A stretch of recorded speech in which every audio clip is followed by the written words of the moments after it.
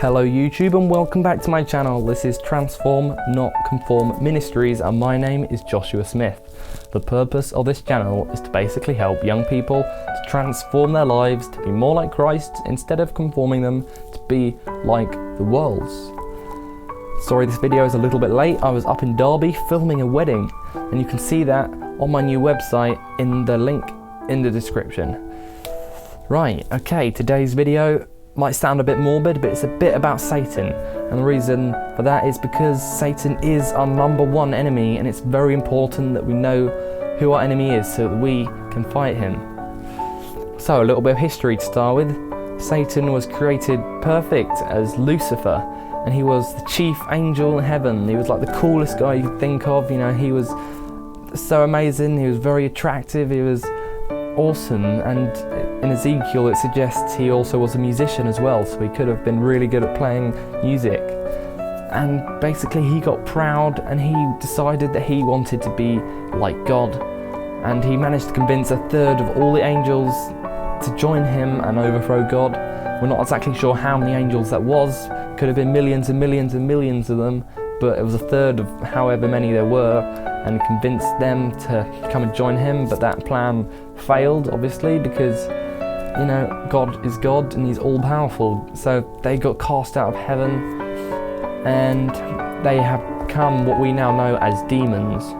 So Satan's original plan was to overthrow God, but that has completely failed.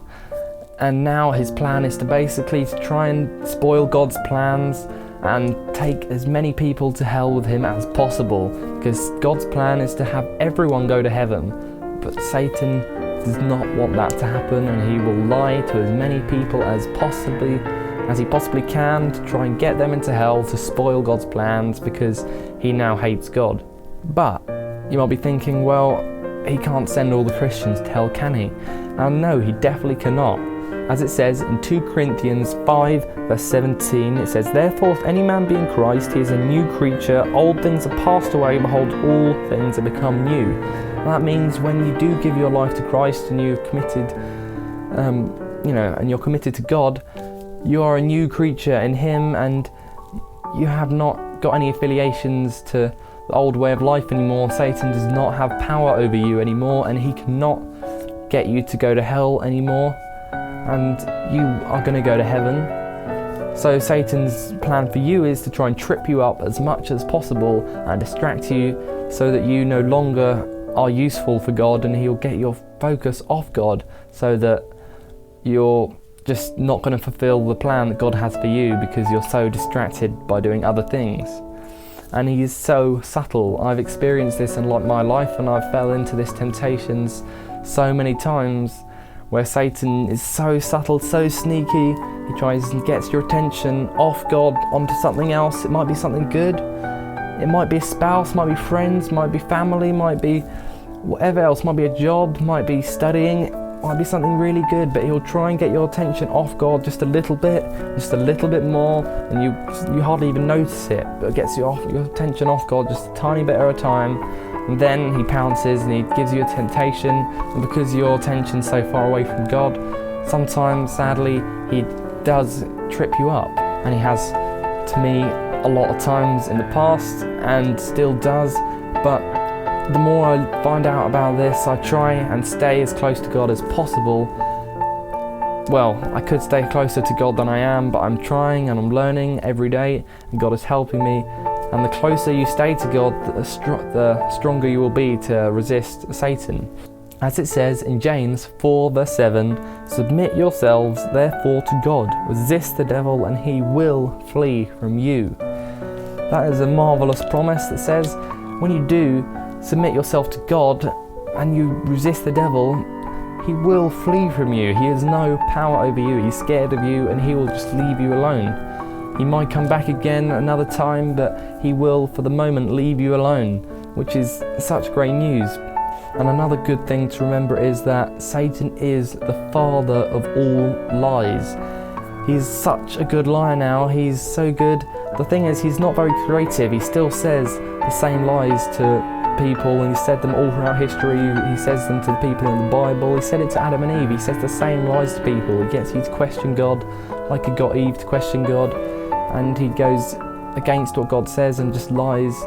They're the same kind of lies, he just changes them a little bit to each generation, but he's not very creative. He's very good at customizing each of his lies to each different kind of person. And he's tripped up millions and millions and millions of people with these lies, and he still does today, and sadly he will do until the end of the earth. And he will do to some Christians as well, and the only way which we can resist these lies is submitting ourselves to God. We cannot resist Satan on our own, and we never will be able to. And Satan does not care about you at all. He might say, come on, have this instant gratification. I want you to have a bit of fun. I want you to have a nice life that everyone else is enjoying. But no, he does not care about you at all, and he wants you to go to hell. And if you're a Christian, he knows he can't send you to hell, so he wants you to have a messed up life and not fulfill the plan that God has for you. God's plan is always perfect, and God's plan for you is to do something awesome for him and change the world for him, but Satan does not want that to happen. So he will mess up God's plans as much as he can. He will lie to you, and he'll say God's plans, oh, they're so boring. He just wants you to live a life of boringness, and it's, just come and join my plan and it'll be so fun, have a great time. But no, God really does care about you. As I said in a couple of my other previous videos, he really does know what is best for you, and he always does what is best for you. Even though you cannot really see it right now, he will always do what is best. But Satan will always try and do something that will ruin your life, even though at the time it's kind of opposite to God. At the time it will seem perfect, it'll seem lovely, but in the end it will ruin your life. But God, on the other hand, at the time you cannot see the good in the situation, but in the end it will always be the best thing possible. So just to recap a little bit, Satan was created perfect, he fell, and he convinced tons of angels to go with him, demons, and they are now his followers. Satan's plan once was to overthrow God, but now that failed. His plan from then on has been to send as many people to hell as possible and to trip up as many Christians as possible to ruin God's plan. And then he knows where he's going, and he is putting up a big fight because he knows his time is running out.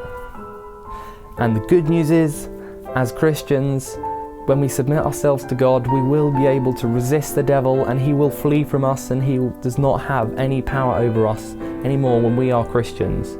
He can offer us the temptation, but the closer we are to God, the easier it is for us to say no to his temptations. Before, when we were without God, we were completely helpless to those temptations, but now the closer we are to God, the easier it is to say no to them. So basically, just if you're not saved yet, I really encourage you to give your life to Christ like I eventually did.